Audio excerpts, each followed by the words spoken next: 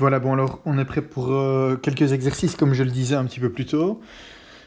Euh, Ça permettra de faire un break avec trop de théorie, hein. Donc j'espère que la méthode commence à être un petit peu comprise. Alors avant d'aborder ces trois exercices-là, je voulais d'abord en reprendre un autre qui est relativement simple, qui est celui de la colonne de l'air qu'on connaît bien. Pourquoi? Parce que je voudrais simplement vous démontrer que sur base d'un principe énergétique, on est capable de retrouver exactement la même chose qu'on connaît. Et donc je veux dire par là ce que vous avez vu avec Monsieur Jaspard dans vos cours de mécanique des matériaux. Donc on regarde une colonne qui est rotulée, chargée par une charge lambda P, dont la raideur en flexion vaut EI et la longueur vaut L.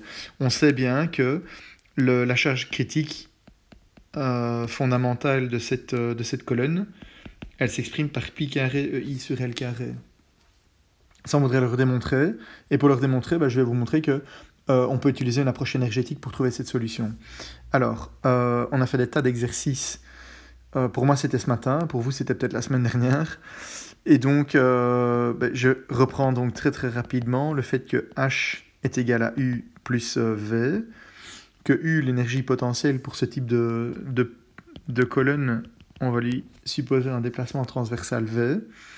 Donc ce sera EI sur 2 fois l'intégrale de 0 à L V seconde de X dx. Et V, lambda P sur 2, avec un moins devant, l'intégrale de 0 à L V' au carré de X dx.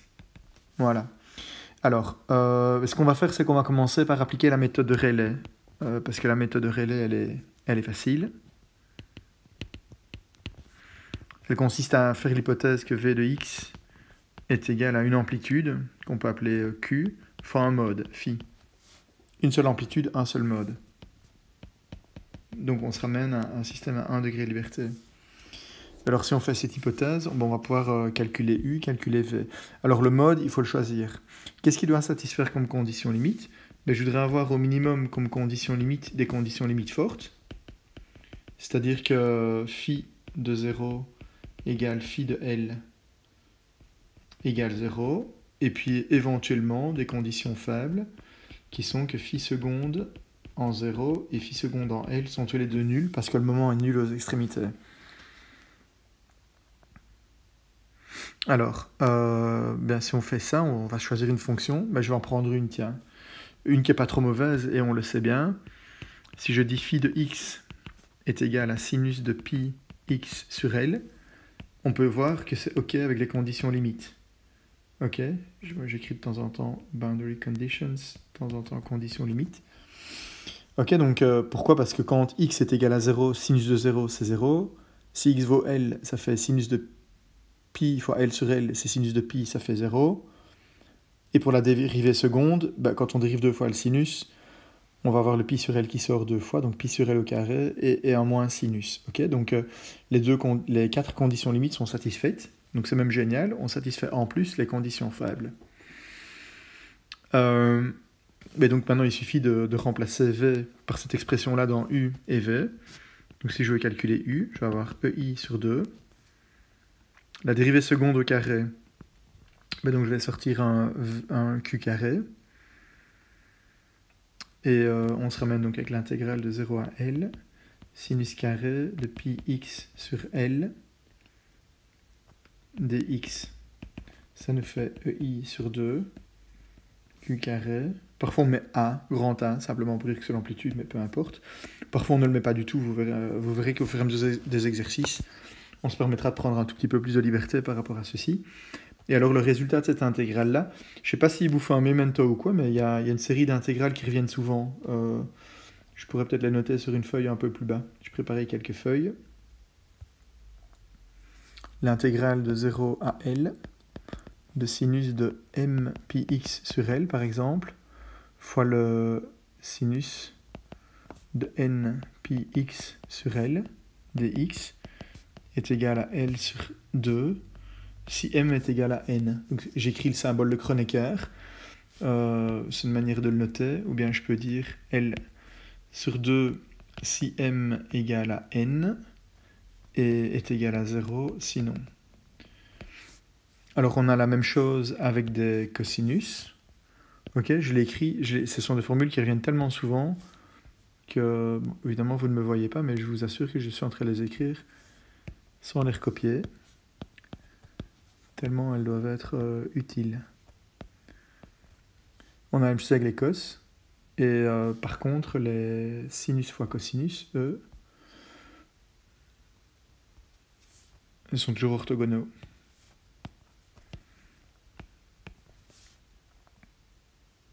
Voilà, donc ça, ce sont vraiment des formules excessivement importantes. Elles servent en réalité à la décomposition de Fourier, donc probablement que vous les connaissez déjà. Et donc notamment quand m est égal à n, on voit qu'on a un sinus au carré, et l'intégrale du sinus carré donc vaut L demi. Alors pour V, on a moins lambda P sur 2 fois Q carré fois l'intégrale de 0 à L. Alors V' au carré, on doit dériver une fois. On l'élève au carré. La dérivée de sinus c'est moins un sinus, mais quand je l'élève au carré, le moins disparaît. Pi x sur L. Et donc ça va nous donner moins lambda P demi fois Q carré fois pi sur L au carré fois L demi. Alors h seconde égale 0. On sait que puisque l'expression est quadratique, nous dit que le h... Donc ça, en fait, c'est h seconde de la configuration initiale. Okay, si vraiment on veut être précis, on prendra aussi nous un petit peu plus de liberté un petit peu plus tard. Et il nous dit donc h de q, q étant une petite perturbation au lieu de la configuration d'équilibre. Je pourrais mettre en réalité delta q, mais peu importe, ça ne change pas dans les notations, est égal à 0. Et donc ça nous amène à la solution que EI sur 2 moins lambda P sur 2 pi sur L au carré, tout ça fois L demi, qui est le même des deux côtés, fois Q carré, qui est le même des deux côtés, égale 0. Ok, donc pour aller très vite, vous voyez que j'ai identifié très rapidement que le L demi c'est le même, et il apparaîtra très régulièrement quand on aura des sinus et des cosinus. Donc il nous reste tout ça. À la limite, le 1 demi, j'aurais pu le mettre en évidence aussi, parce que je sais qu'il apparaîtra tout le temps. Et si ça est égal à 0, ben, le Q, en fait, on ne va pas le déterminer. C'est logique? Ben oui, c'est logique. Vous vous souvenez, hein? Si on regarde le déplacement à mi-travers, en fonction de lambda du multiplicateur de charge, quand on atteint une charge à un moment donné, on a une instabilité, mais l'amplitude est indéterminée. D'accord? Donc le Q, on ne peut pas déterminer son amplitude. La seule chose, c'est quoi? C'est qu'on peut dire que la solution qui est stable, la solution triviale qui est stable jusque lambda P, à un moment donné, elle perd sa stabilité, et elle perd sa stabilité lorsque lambda est tel que cette expression s'annule, et on atteint le lambda critique. Donc lambda critique, lambda critique, ah bah oui, évidemment, si je me trompe dans mes calculs, ça ne va pas aller. Je suis navré. Allez, je reviens un tout petit peu en arrière. Je devais dériver 2 fois le premier. Je suis sûr que les plus attentifs l'auront remarqué. Si je dois dériver 2 fois le v seconde, pas bien ça, monsieur de Noël. Je dois dériver 2 fois le v seconde ici. Et donc j'ai oublié d'ajouter dans mes développements, bien sûr, la dérivée seconde. Donc pi sur L au carré, parce que c'est une dérivée seconde, et encore une fois au carré, donc ça nous fait un pi exposant 4. Aïe aïe aïe. Donc EI sur L exposant 4. Voilà. Je suis désolé si vous n'avez pas suivi, ça arrive, c'est toujours le principe du live. Vous me connaissez maintenant, c'est comme ça que ça passe le mieux. Ok, donc on a un pi sur L au carré d'un côté et un pi sur L exposant 4 de l'autre. Donc tout ça pour dire que si on égale à 0 cette expression-là, le lambda devient égal à lambda critique. Et on se rend compte que lambda critique est égal à pi carré EI. Je peux garder le P avec le lambda critique, pi carré EI sur L carré. Et cette expression-là correspond exactement à l'expression que vous connaissez de votre cours de mécanique des matériaux. Ok? Donc démonstration que si en annulant h de Q ou bien h seconde de 0, Si en annulant cette expression-là, et qu'en plus de ça, dans l'approche de Rayleigh, on a utilisé la forme de phi qui correspond à la solution exacte, ok, donc ceci, en réalité, c'est la solution exacte. On l'a vu dans les développements du tout premier cours. Donc la forme de l'instabilité prend réellement la forme d'un sinus. Eh bien, on ne réalise pas d'erreur sur la valeur du multiplicateur critique.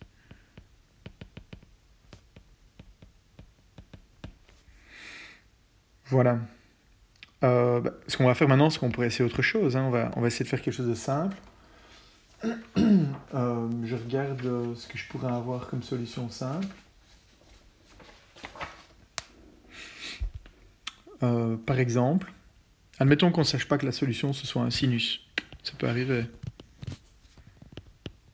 On n'a pas eu le cours de mécanique des matériaux de M. Jaspard, ou bien on l'a eu, on a tout oublié.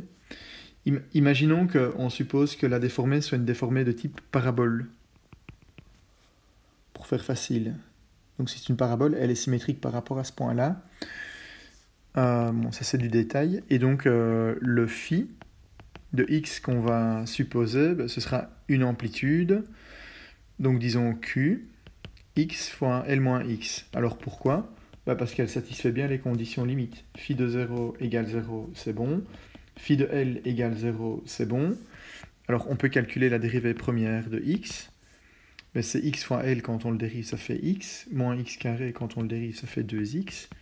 Et le phi seconde est égal à moins 2, est égal à une constante. Alors là, on satisfait les conditions limites fortes. Par contre, les conditions limites faibles, elles ne sont pas satisfaites. Bon, ça arrive, mais je vous ai dit, c'est pas dramatique. Le principal et l'essentiel, c'est d'avoir les conditions limites fortes qui correspondent aux conditions qu'on appelle cinématiquement admissibles. Donc le respect de la continuité du matériau en termes de pente ici, et des conditions limites en termes de position cinématiquement admissible. Voilà. Par rapport à statiquement admissible, donc c'est-à-dire où on aurait une continuité, par exemple, de l'effort tranchant au du moment, donc de la dérivée d'ordre 2 et d'ordre 3. Donc on peut calculer U. Ah, c'est un peu calculoïde, hein. Donc l'intégrale de 0 à L, la dérivée seconde au carré, la dérivée seconde vaut 2. Donc au carré, ça vaut 4 dx. Donc ça va nous faire 4 EI sur 2 fois L. V. Je simplifie pas le 2 parce que je sais bien qu'il va apparaître plus tard. Je l'avais mis en gris tout à l'heure. Je sais bien qu'il va apparaître plus tard, donc je ne le simplifie pas du tout. Et alors V moins lambda P sur 2. Pareil, vous voyez, il est déjà là. Donc je vais le laisser là où il est parce qu'il va pouvoir se simplifier. L'intégrale de 0 à L de L moins 2x. Ça, c'est la dérivée première. Au carré dx. Donc ça nous fait moins lambda p sur 2. L moins 2x exposant 3 sur 3 fois moins 2. On est d'accord avec ça? Puisque ça, si on veut le dériver, ça fait 3 fois L moins 2x exposant 2, mais divisé par 3 et moins 2, et encore une fois fois moins 2, parce que je dois dériver ce qui est dans les parenthèses, d'accord? Donc, je fais une primitive très rapide, et ça, on va le faire varier entre 0 et L. Ok, si je sais bien que votre analyse, vos intégrales sont parfois un tout petit peu rouillées, il faut repasser dessus, quoi. Parce qu'on en aura besoin dans les exercices de ce type de cours. D'accord? Donc en même temps, ça vous donnera l'occasion de refaire un tout petit peu d'analyse, c'est peut-être pas une mauvaise chose. Donc moins lambda p sur 2 fois... Alors L moins 2x, dans lequel je remplace x par L. Donc ça fait L moins 2L, donc ça fait moins L. Au cube, il me reste moins L divisé par moins 6. Et puis je dois soustraire L au cube divisé par moins 6. C'est logique d'avoir deux fois la même chose puisqu'on a une symétrie. Et donc, tout ceci va nous donner le moins, je vais le simplifier avec ces deux-là. Il va nous rester seulement un seul moins, lambda PL cube sur 2 et sur 3. Et donc, si j'écris que H est égal à 0, ah oui, vous voyez que je ne me suis pas encombré avec un Q, j'ai déjà pris le pli. Je vous ai dit tout à l'heure, en fait, le Q on n'en a pas vraiment besoin parce qu'il se simplifie. Vous voyez ici, il multiplie tout et on l'a simplifié. Donc, j'aurais pu garder un Q là-bas. J'aurais eu un Q carré ici. C'est un super bon exemple ou un bel exercice, en tout cas pour vous montrer que c'est inutile de conserver le Q. Q carré. Le Q carré reste ici, le Q carré reste là. Et maintenant, qu'est-ce que je dois faire? Je dois écrire que U plus V égale 0. Et de nouveau, vous voyez que le Q disparaît. D'accord? Donc j'ai bien fait de ne pas le garder ou de le fixer égal à 1 dès le départ, peu importe.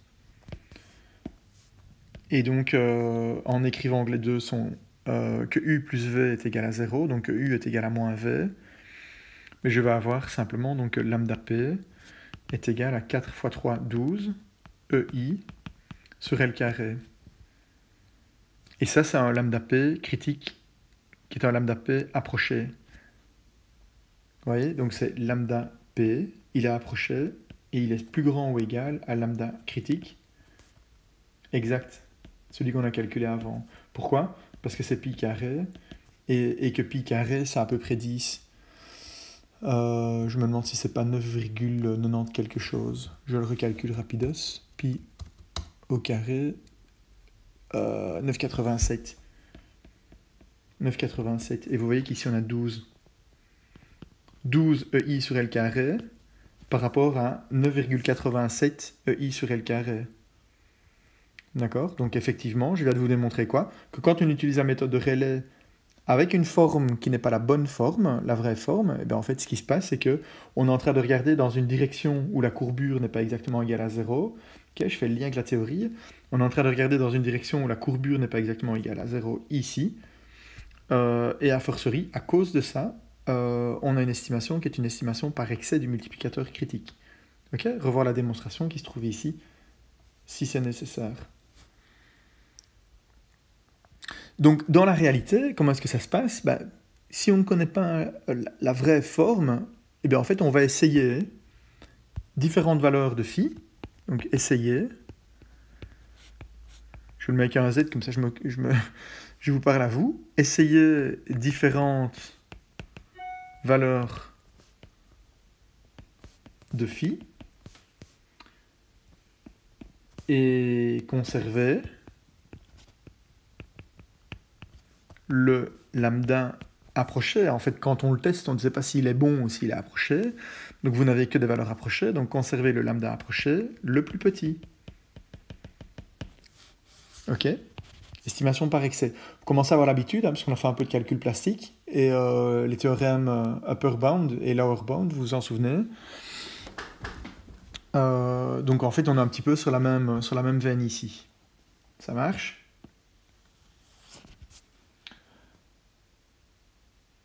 Ok, on pourrait essayer de faire plus compliqué. Voilà, il faudra peut-être que je prenne un petit peu d'aide avec un calculateur si on veut être efficace et faire les choses rapidement. Quand je suis en classe d'habitude, je mets le premier rang sur une méthode. Par exemple, je mets le premier rang avec le sinus, celui-là. Je mets le deuxième rang avec une autre méthode qui serait la parabole. Et alors je mets le troisième rang, pas de bol pour ceux qui s'assoient derrière, avec une fonction plus compliquée. Et après je vous dis derrière, utilisez-moi un polynôme de degré 4. Et donc vous allez choisir, ou vous devez choisir en tout cas, un truc qui ressemble à ax4 plus bx3 plus cx2 plus dx plus e. Ça fait beaucoup. Maintenant, qu'est-ce qu'on va faire si on utilise un polynôme de degré 4? En fait, on va se payer le luxe d'essayer de satisfaire toutes les conditions limites. Ok, donc si je dis que phi de 0 égale 0, on voit tout de suite que e doit être égal à 0. Si je dis que phi seconde de 0 est égal à 0, on voit tout de suite que le C doit disparaître. Ok, donc on a déjà deux conditions en moins. Je veux que le phi de L soit égal à 0, donc 1 L4. Peut-être que je vais faire en fait L sur 4, BX sur L et DX sur L. Ce sera peut-être plus facile. Comme ça, on a pour les mêmes unités pour A, B et D. Donc je veux que phi de L soit égal à 0. Donc quand X est égal à L, je vais récupérer A plus B plus D égale 0. Et alors je veux aussi que phi seconde de L soit égal à 0. Ça va me demander de calculer la dérivée seconde. Je vais le calculer peut-être... allez, je vais le mettre ici. Phi prime, donc on a 4 A X sur L exposant 3. Et en fait, on doit diviser ça par L. On va avoir plus 3B sur L, X sur L au carré, plus D sur L. La dérivée seconde, 12A sur L carré, X sur L carré, 6B sur L carré, X sur L. Voilà. Et si je remplace maintenant X là-dedans par L, vous voyez qu'on a le L carré au dénominateur qui simplifie, les 6 qui simplifient. Et donc ceci va nous donner 2A plus B égale 0. Donc je vais choisir B égale moins A. Et je vais donc choisir ici D. B égale moins 2A. Et donc je vais choisir B égale moins A moins B. C'est-à-dire... moins B c'est plus 2A, moins A, ça fait A.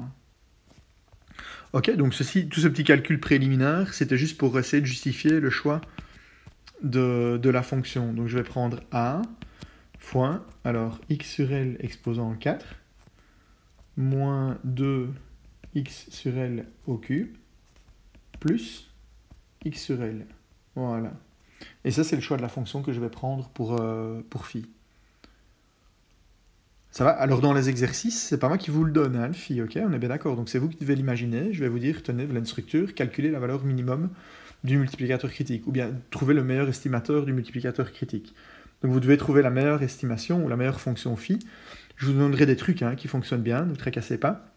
Des fonctions phi qui fonctionnent bien pour tel ou tel type de structure.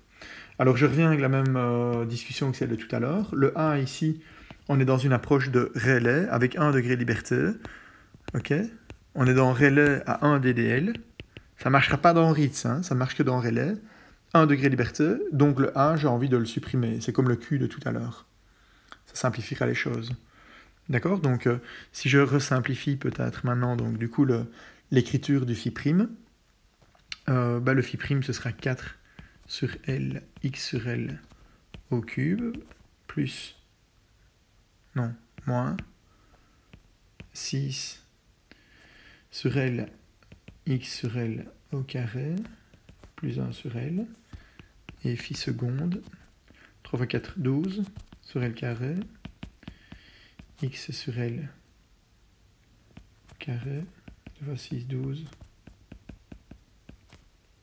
plus 1 sur L. Voilà. Alors, on repasse par nos calculs habituels. Donc il nous faut le U. U, EI sur 2, l'intégrale de 0 à L, phi carré de x, dx. Voilà, c'est un peu long. C'est là que je vous disais, je vais prendre un calculateur, mais...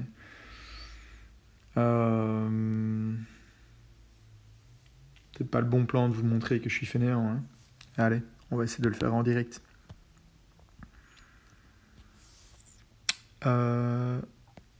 J'ai juste été un peu trop vite à la fin, je pensais déjà à autre chose. 2 fois 6, 12, etc., etc. Donc en fait, ici, on a 12 sur L carré fois x sur L au carré moins x sur L. Donc, alors, ici on est courageux. EI sur 2, 144 sur L à la puissance 4. Je le fais en live, donc j'ai pas les solutions à côté de moi. Donc, soyez attentifs, comme d'habitude, et pardonnez-moi. Donc, phi seconde au carré, ça va nous faire l'intégrale de x sur L à la puissance 4 de x sur L à la puissance 3 plus x sur L au carré dx. Donc ça va nous faire EI sur 2, 144 sur L4, fois, alors on va faire varier un truc entre 0 et L, x sur L exposant 4, ça nous fait x sur L exposant 5,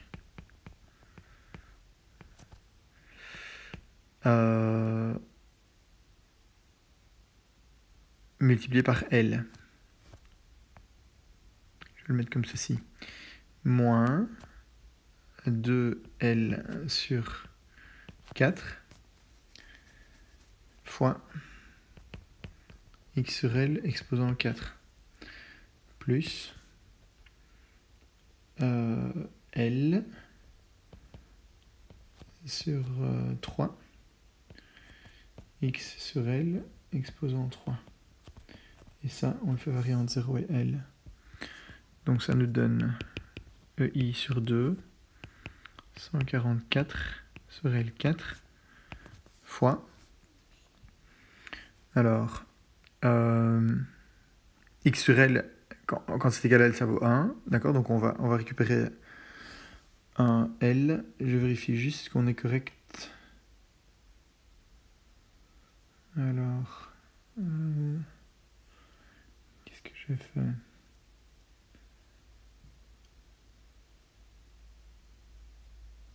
Ouais. Bon, on va bien voir, j'avance. Donc j'ai L sur 5 moins L sur 2 plus L sur 3. Ça nous fait, bon, on va mettre ça en 30e. Donc ça nous fait 6 moins 15 plus 10, 30e. Mais ça fait exactement 1 30e. Donc c'est tout ça fois L sur 30. Donc ça nous fait EI demi, L cube, et alors 144 sur 30, ça doit se simplifier, puisque c'est 48 fois 3. Donc ça nous fait 48, donc ça va faire 24 sur 5. 6 fois 24, 144, ça a l'air correct.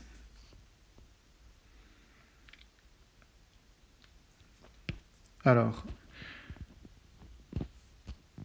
on pensait qu'on avait fait le plus compliqué, mais on n'y est pas encore.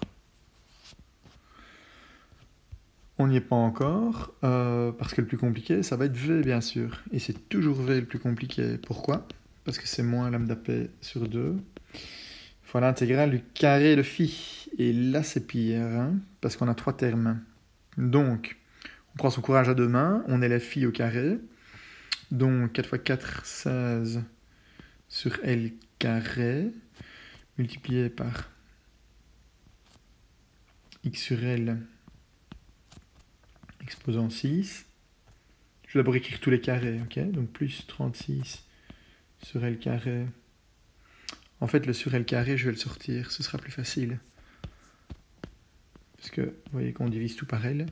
Donc 36 fois x sur L au carré, plus 1. Ensuite, les doubles produits. 6 fois 4, 24 fois 2, 48. X sur L exposant 5. On a 2 fois 4, 8. X sur L au cube. Et finalement, 2 fois 6, 12. Check. X sur L au carré. Dx. Alors, moins lambda P sur 2L carré.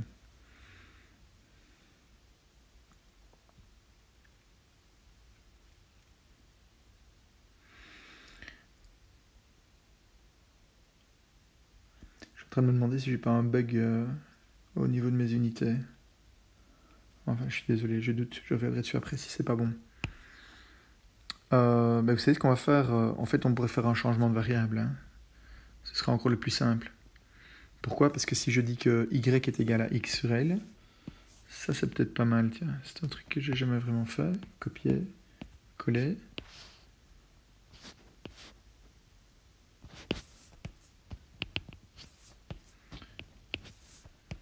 Je dis donc que y est égal à x sur L. Donc dy est égal à dx sur L. Ou bien dx est égal à L fois dy. Donc je vais intégrer de 0 à 1. dx est égal à L fois dy, donc je multiplie par L. Le dx devient un dy. Et ensuite, c'est là que ça simplifie et c'est pas mal. Voilà, je mets des y partout.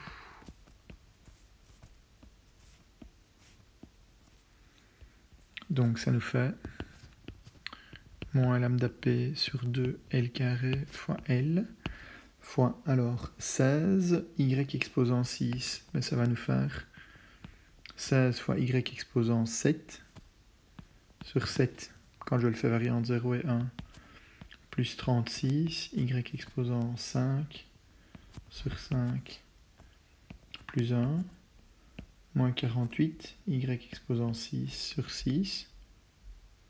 Ça fait en réalité rien d'autre que 8. Voilà. Et ensuite plus 8, y exposant 4 sur 4. 8 sur 4, ça fait 2. Et 12, y exposant 3 sur 3, donc ça nous fait 4. 1 plus 2, ça fait 3. Moins 12. Ça fait moins 9. Alors ici, on est en train de parler de 35e. Je vais peut-être juste prendre ma calculatrice pour voir ce que ça donne.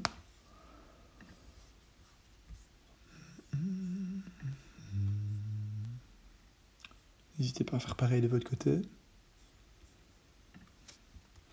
Donc je fais 16 divisé par 7, plus 36 divisé par 5, moins 9. Ça nous fait 17 sur 35. Donc moins lambda p sur 2L fois 17 sur 35. Alors si je ne m'abuse, quand on écrit maintenant U plus V égale 0, nous allons obtenir EI,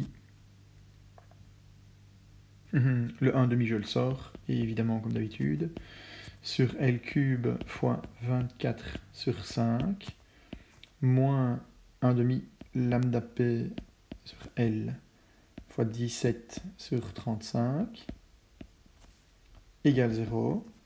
Et ceci nous amène à une expression pour lambda P. Je vais écrire à la ligne. Donc, lambda P est égal à EI sur L carré. Ok, donc en fait au niveau des unités, on est bon. Et on a devant un 24 sur 5 et un 35 sur 17. Alors 24 sur 5, ça fait à peu près 5. 35 sur 17, ça fait à peu près 2. Ça fait à peu près 10 au total. On n'est pas trop mauvais, me semble-t-il. Donc 35 sur 17 fois 24 divisé par 5. Oui, ça fait 168 17e, mais ça nous importe peu. Ça fait 9,88 EI sur L carré. Et là, on dit waouh. Waouh. C'est joli, hein? Vous avez vu ça? Donc j'avais promis qu'on allait arriver avec ce lambda tilde. J'avais promis qu'on allait arriver légèrement, enfin légèrement, j'ai pas dit que c'était légèrement, mais vu que la forme de la fonction qu'on a supposée pour phi n'est pas trop mauvaise, mais je vous ai dit qu'on allait arriver légèrement au-dessus de 9,87. Et effectivement, on est tout juste au-dessus puisqu'on est à 9,88. Voilà, le lambda p exact, il est là.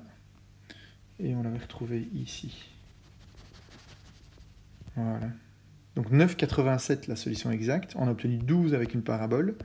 Et on a obtenu 9,88 avec un polynôme de degré 4. Voilà, voilà. Donc ça, c'était pour vous montrer deux choses. Donc l'objectif de cet exercice, il était double. Le premier, c'était de vous montrer que l'application de la méthode de Rayleigh-Ritz, elle est excessivement simple et elle vous permet de retrouver, si vous utilisez la solution exacte, elle vous permet de retrouver la valeur du multiplicateur critique. Première chose.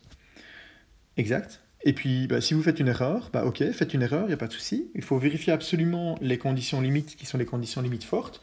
Si on ne le fait pas, on peut trouver n'importe quoi. Hein. On peut trouver quasiment même un multiplicateur égal à 0. Hein. Ok, d'accord. Donc c'est important de vérifier les conditions limites fortes au minimum.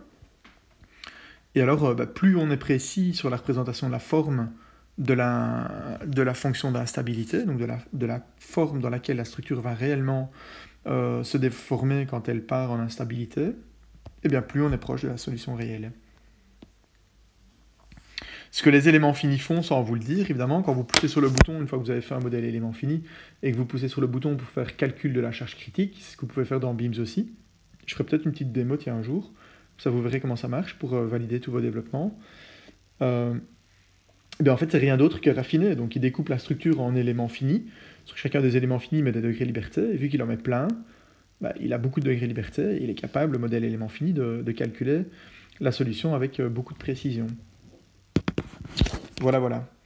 Alors, donc, ceci étant dit, je vous propose de passer à des exercices un tout petit peu plus compliqués.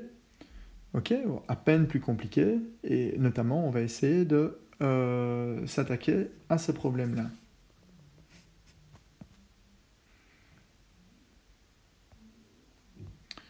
Alors, copier et coller. Voilà. Je fais une petite pause. Et ça vous laisse l'occasion de faire une pause dans la vidéo. Mais juste avant ça, je vais vous donner du boulot, évidemment. Mais n'hésitez pas à étudier le premier problème.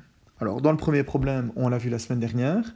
On a vu que le U et le V, donc l'énergie interne de déformation et l'énergie dont dérivent les forces extérieures, s'expriment exactement comme pour la colonne de l'air. Donc la seule différence, ça va être sur le choix des fonctions phi. Alors on pourrait en imaginer plusieurs. Allez, je vous le donne en 1000. Un petit peu de boulot pour vous. On pourrait essayer avec un polynôme de degré 2. Il faut que ce soit un polynôme de degré 2. Donc si c'est un polynôme de degré 2, il faut au minimum qu'il satisfasse deux conditions limites. On a toujours donc dans ax carré plus bx plus c, on a trois coefficients. Mais il y en a un qu'on ne peut pas utiliser puisque l'amplitude est indéterminée. D'accord? Donc au bout du compte, on a seulement deux conditions fortes qu'on peut imposer, mais ce sont les conditions en base. Okay, donc la seule solution qu'on va pouvoir choisir, ce sera un truc du style que le mode propre phi est égal à une amplitude A ou bien Q fois x carré. Ok, on va commencer avec celui-là. On ne doit pas s'attendre à avoir un truc qui est exceptionnellement bon, dans le sens où la forme est peut-être un peu simple et elle ne satisfait pas les conditions limites. Faibles. Pardon. Oui, puisque vous voyez bien que, par exemple, phi seconde de x est égal à 2 partout, et donc le mouvement n'est pas égal à 0 en haut. Alors, pour essayer de faire mieux, on pourrait prendre un polynôme de degré 3. Alors bon, je vous laisse faire le même petit développement que celui qu'on a fait ici au-dessus. C'est un polynôme que je connais bien aussi, et je sais qu'en fait, en utilisant un polynôme qui ressemble à x3 moins 3x carré L étant la hauteur de la colonne, on a quelque chose qui fonctionne bien. Pourquoi est-ce que ça fonctionne bien? Parce que vous voyez, donc j'ai pas mis de terme en x ni de terme indépendant, exactement comme là. Pourquoi? Pour avoir les deux mêmes conditions limites fortes qui sont les conditions limites en base. D'accord? Donc les conditions limites fortes, c'est phi de 0 égale 0, phi prime de 0 égale 0, évidemment. Hein.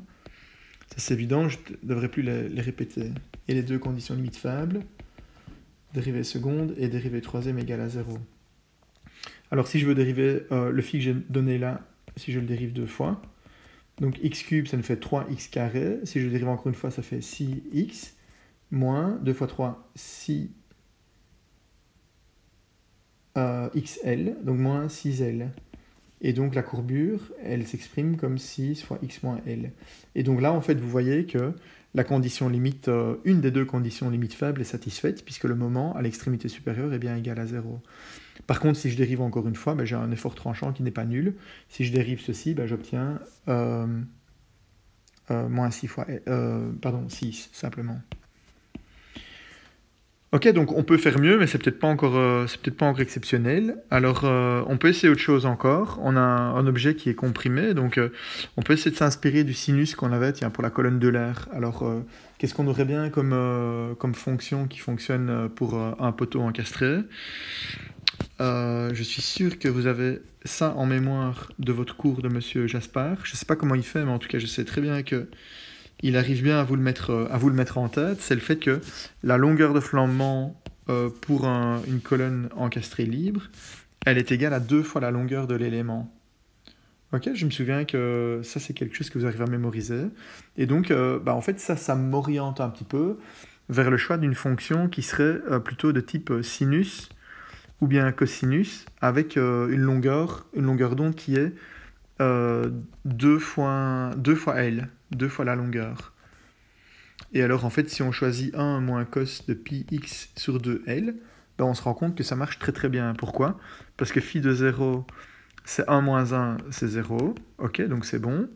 Phi prime, je vais le calculer ici.